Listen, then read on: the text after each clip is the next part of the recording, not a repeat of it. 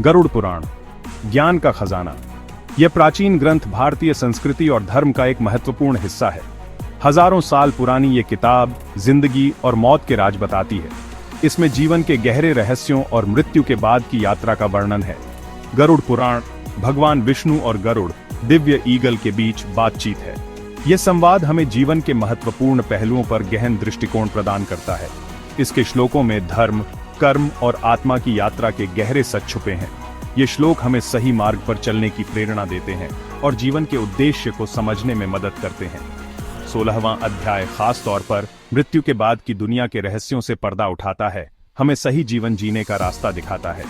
यह अध्याय हमें बताता है कि मृत्यु के बाद आत्मा की यात्रा कैसी होती है और हमें अपने कर्मों के परिणामों का सामना कैसे करना पड़ता है।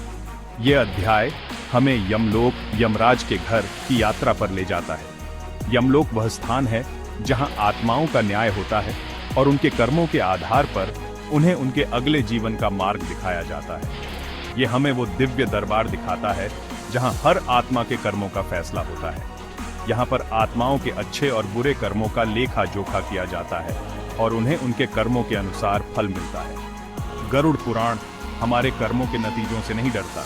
यह हमें सिखाता है कि हमारे कर्म ही हमारे भविष्य का निर्माण करते हैं और हमें सही मार्ग पर चलने की प्रेरणा देते हैं। यह एक जोरदार याद दिलाता है कि हमारा हर चुनाव, हर विचार हमारे कर्मों की कहानी बनाता है।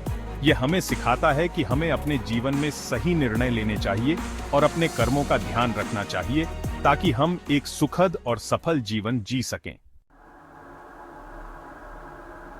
जैसा हम जानते हैं, मौत बस एक बदलाव है। आत्मा जो हमेशा रहती है एक नई यात्रा शुरू करती है। दुनिया छोड़ने के बाद आत्मा यमलोक जाती है, यमराज का घर। ये सफर दूर का नहीं बल्कि आत्मा की दुनिया से परे का है। ये रास्ता मुश्किलों से भरा है जो आत्मा के दुनियावी मोह को दिखाते हैं। गरुड़ पुराण में मुश्किल रास्ते, गर्म रेगिस्तान और बर्फीले पहाड़ों का जिक्र है। ये उन रुकावटों और लालच को दिखाते हैं जिन्हें आत्मा को अपनी मंजिल तक पहुंचने के लिए पार करना होता है। एक ऐसे दरबार की कल्पना करो जो रोशनी से भरा है, जहां न्याय का राज है। यह दरबार किसी साधारण जगह की तरह नहीं है बल्कि यह एक दिव्य स्थान है जहां हर चीज में एक अलौकिक चमक है। यहाँ की हर दीवार, हर कोना न्याय और सत्य की गवाही देता है। यह यमराज का दरबार है जिसका गरुड़ पुराण में बड़ा सुंदर वर्णन है। गरुड़ पुराण में इसे एक ऐसे स्थान के रूप में दर्शाया गया है जहां आत्माओं का न्याय होता है। यहाँ पर हर आत्मा के कर्मों का हिसाब किताब होता है और उसे उसके कर्मों के अनुसार फल मिलता है। यमराज, मौत के देवता, इस दिव्य दरबार में बैठते हैं। उनका सिंहासन एक दिव्य प्रकाश से घिरा होता है जो उनकी शक्ति और न्याय की प्रतीक है। यमराज का चेहरा गंभीर होता है लेकिन उसमें एक अद्भुत शांति और संतुलन भी होता है। वो डरावने नहीं बल्कि कर्मों का फैसला करने वाले हैं जो सुनिश्चित करते हैं कि हर आत्मा को उसका फल मिले।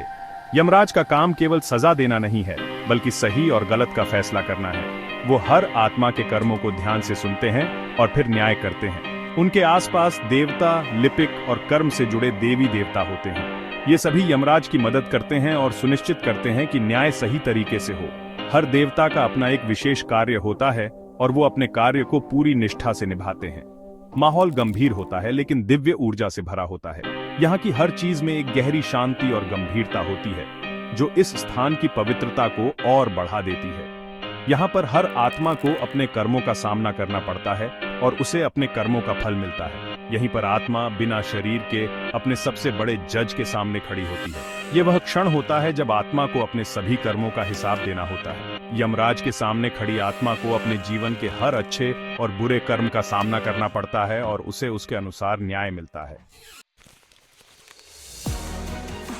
हर काम, हर विचार, हर कर्म का बारीकी से हिसाब रखा जाता है। चित्रगुप्त, दिव्य लेखक पूरी ईमानदारी से ये हिसाब रखते हैं। वो यमराज के दरबार में मौजूद होते हैं।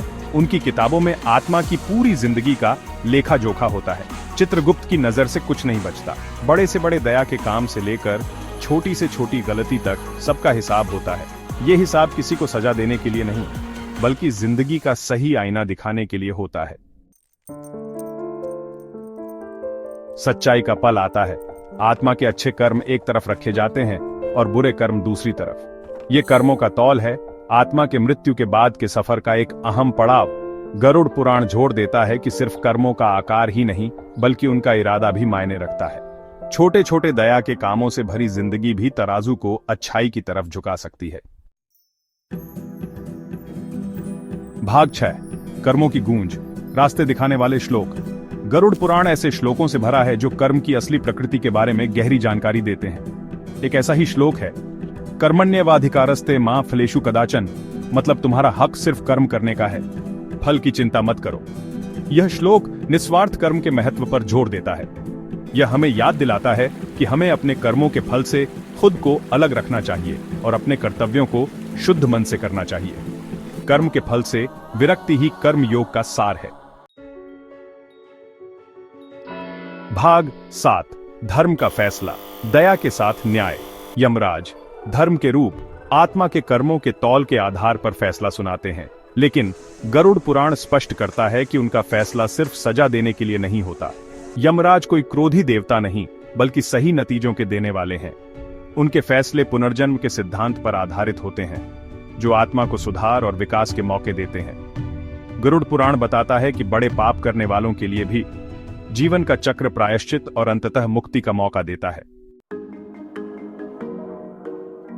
भाग 8, तराजू के पार, पुनर्जन्म और जीवन का चक्र। आत्मा की यात्रा यमराज के दरबार में खत्म नहीं होती। गरुड़ पुराण पुनर्जन्म की अवधारणा बताता है, जहां आत्मा अपने संचित कर्मों के आधार पर एक नया जीवन लेती है।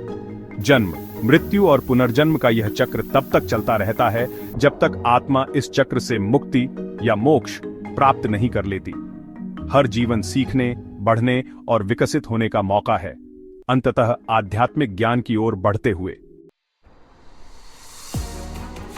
भाग 9, 1, अच्छा जीवन, बेहतर कल के लिए धर्म अपनाएं। धर्म एक ऐसा मार्गदर्शक सिद्धांत है जो हमें सही और गलत के बीच अंतर करने में मदद करता है। यह हमें न केवल व्यक्तिगत रूप से बल्कि सामूहिक रूप से भी एक बेहतर समाज की ओर ले जाता है। गरुड़ पुराण का 16वां अध्याय हमें डराने के लिए नहीं, बल्कि एक बेहतर और धार्मिक जीवन जीने के लिए प्रेरित करने के लिए है। यह हमें हमारे कर्मों के महत्व को समझने में मदद करता है और हमें यह सिखाता है कि हमारे हर कार्य का एक परिणाम होता है। यह हमें याद दिलाता है कि हम जीवन के खेल में सिर्फ दर्शक नहीं, बल्कि सक्रिय भागीदार हैं, जो अपने चुनावों से अपनी किस्मत बनाते हैं। हमारे द्वारा किए गए चुनाव न केवल हमारे जीवन को प्रभावित करते हैं, बल्कि हमारे आसपास के लोगों और समाज को भी प्रभावित करते हैं। धर्म अपनाकर, अपने कर्तव्यों को पूरा करके और दया और करुणा का भाव पैदा करके हम कर्म के तराजू को अपने पक्ष में कर सकते हैं। यह हमें सिखाता है कि सच्ची खुशी और संतोष दूसरों की सेवा में है। जब हम दूसरों की मदद करते हैं तो हम न केवल उनके जीवन को बेहतर बनाते हैं, बल्कि अपने जीवन को भी समृद्ध करते हैं।